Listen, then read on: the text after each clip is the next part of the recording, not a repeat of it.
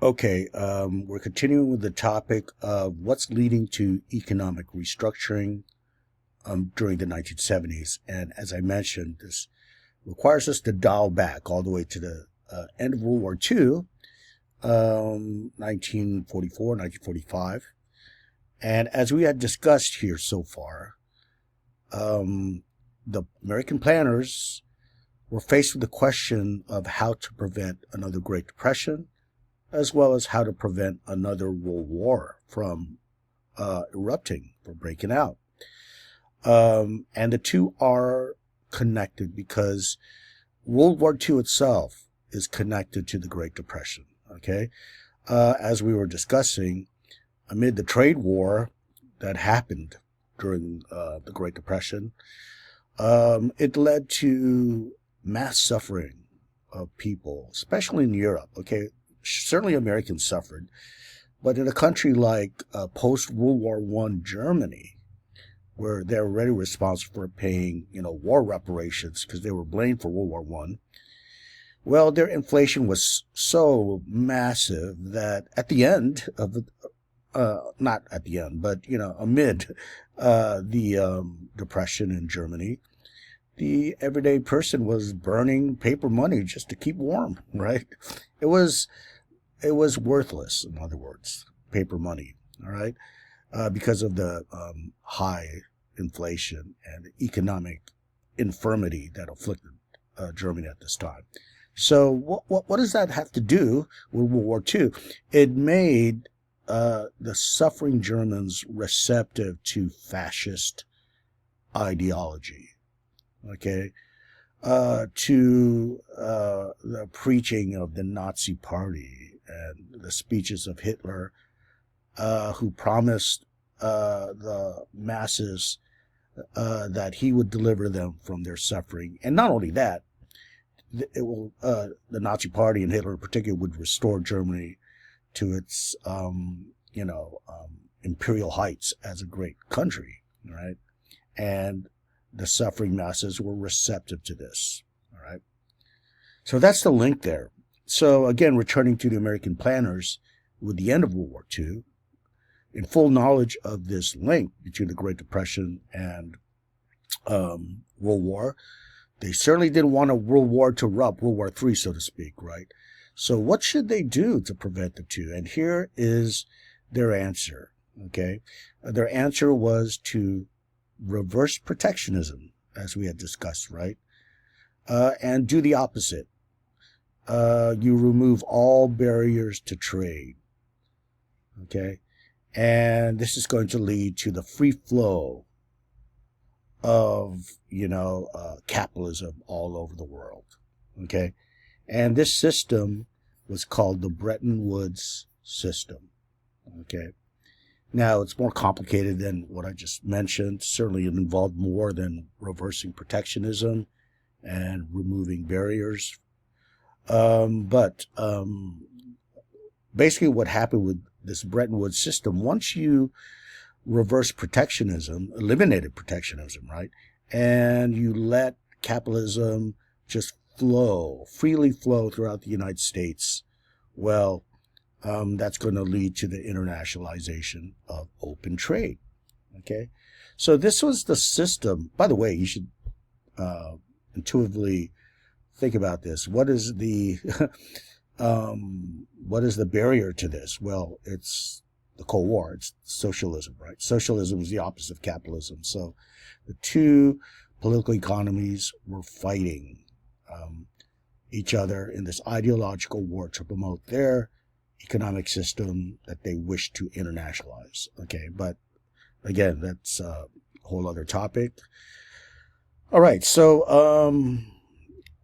basically what happens is in the post-World War II decades, the 50s, 60s, we experience economic flourishing, the opposite of the Great Depression. Okay? In fact, still today, it's the highest point of American prosperity in U.S. history and U.S. economic life for the common person, that is. Okay? You see the virtual disappearance of unemployment, appreciable rise in living standards, the two the fence with the two-car garage, the lawn, and appliances, and the television, right, during the Cold War. All right, so this was the economic state of affairs, prosperity, and general affluence, okay? But by the early 1970s, this begins to collapse, okay? And there's a host of reasons as to its collapse. And again, this is very complicated, but we'll go over it in basic terms, okay? For one thing, there was an energy crisis, and this happened during the early 1970s because the United States supported Israel in a war against other Middle Eastern countries. Israel was immersed in a war, and we supported Israel. So therefore, in retaliation, countries basically put an embargo, right? An oil embargo on the United States. The countries, their organization was called OPEC. OPEC. And in their embargo, it led to a very, very serious energy crisis in the United States during the 1970s. In fact, a common sight was to see, like a mile-long line of cars trying to get gas at stations, right? Because of how scarce gas was. Okay, so that hurt the economy greatly. Another thing was foreign competition finally reaches a global extent. Ironically, it was Japan and Germany, the two countries we defeated during World War II, and we helped them. We gave them money, basically, to recover their economies because we wanted them to be capitalists rather than socialists. Well, look what happens. Decades later, they become competitors on the global scene. Especially Japanese car companies. You had this energy crisis and Japan rolling out Toyotas that Americans used to laugh at, right? These small cars because they like their big, big Chevrolets and everything. All of a sudden, Toyota is really popular. And still today, most cars are designed and engineered based on the Japanese model, right? It begins here in the 1970s, not to mention Germany, right, with their products, right? Electronics, Sony from Japan, right? So all this stuff starts competing with the U.S. industrial output, okay? Now, there's other things involved, but basically this leads to stagflation. And stagflation is an interesting economic state of affairs whereby you see inflation amid high unemployment, which many economic theorists said could not happen simultaneously, right? High unemployment amid inflation. In fact, when you think about it, you could probably figure out why, right? If there's high unemployment, that means lower spending. And therefore, why would prices rise if there's lower domestic spending? It should lower, right? But no, that's not what happens. Okay, inflation happens rather than deflation. So stagflation refers to that simultaneous occurrence of inflation and high unemployment.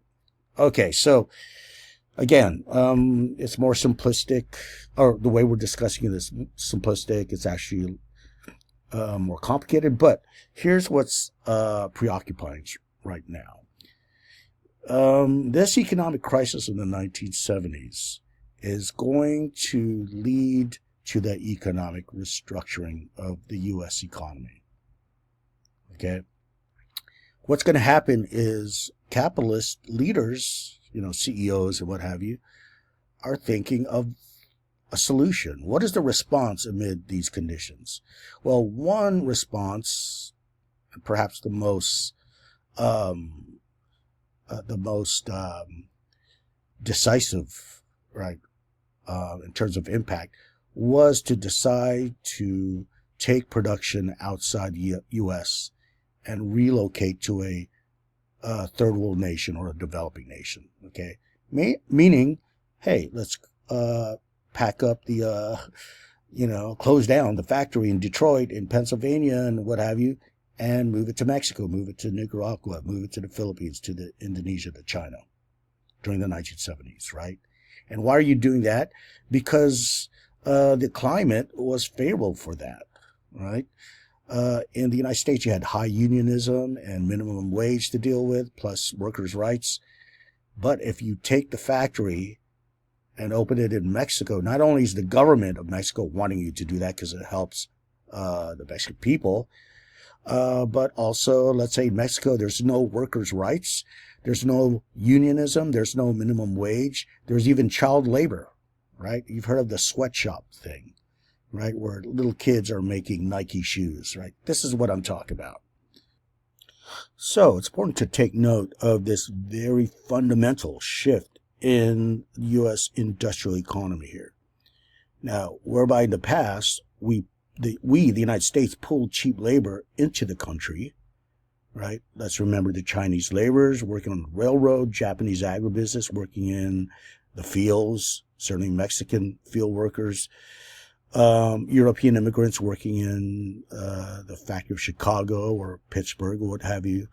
Well, instead of pulling them to the United States, now the factory will go abroad. Okay, it will close shop, so to speak, in the United States and go abroad. Now, this is, of course, enabled with technology that's around by the 1970s. So with the deindustrialization that happened in these formerly vibrant industrial cities, well, what happens is urban decay. Okay, the factories are no longer a dependable source of income for the residents. So you have massive loss of jobs, of course, and with that, poverty, urban decay, spike in crime and drug addiction and what have you in these deindustrialized areas. They become virtual ghost towns for many years, okay, until they could recover. So this marks a very crucial transition in the history of the U.S. economy. With the outflow of these factories preferring to go abroad in search of foreign labor in that foreign country, well, what happens to the U.S. economy? Certainly, we're no longer primarily industrial.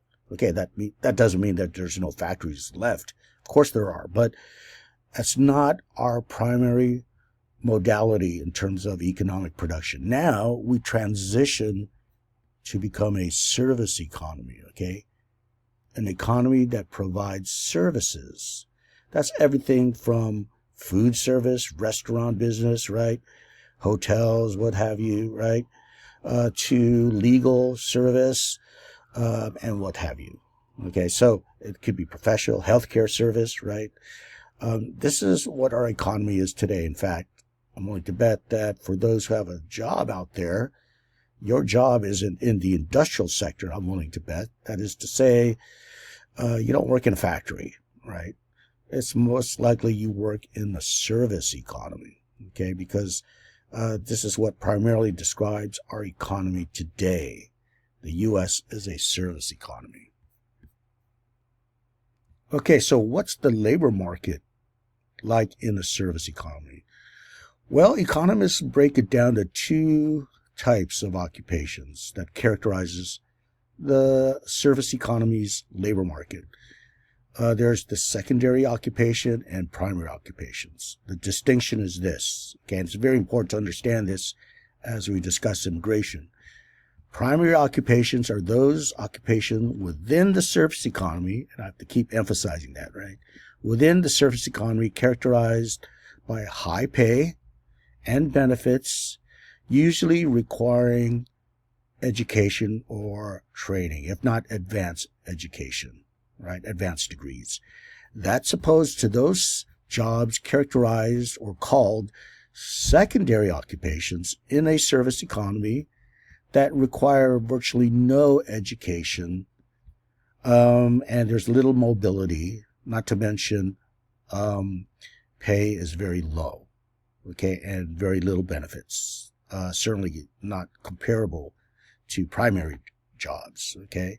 So that's the difference. You can imagine which belongs where. Healthcare belongs with primary, engineers belong here, food industry belongs here with second industry.